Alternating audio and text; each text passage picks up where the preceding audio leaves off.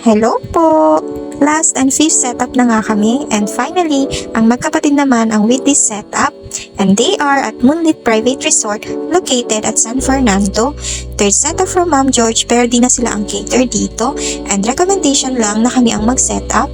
Thank you po again Ma'am George! Napakaganda nga daw ng resort na ito, and bago lang siya. First time nga din na may magsisetup dito, o diba, nabinyagan ng Black Stitch. Kaya nga habang nagsisetup din daw sila ay video ng video si may-ari. Super bait din pala and approachable ng may-ari ng resort na to. Nag-struggle lang sila kasi outdoor ang setup at napakainit daw. Di na nga daw pinagbilad si ate ni Papa Nay dahil sobrang init daw talaga.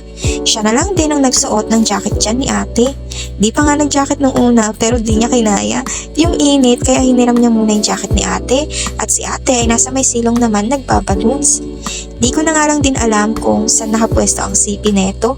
Buti at di naman nag-overheat kasi pag nakabilad sa araw ito and sobrang init ay nag-i-stop mag-video or ayaw mag-start mag-video kasi need mo nang i-cool down. 18th birthday celebration nga itong last setup in floral theme and pastel violet and pink motif. Maganda nga at malawak ang pinag-setupan kaya malayang nakapag-setup ng bongga for the balloons. Mainit lang talaga.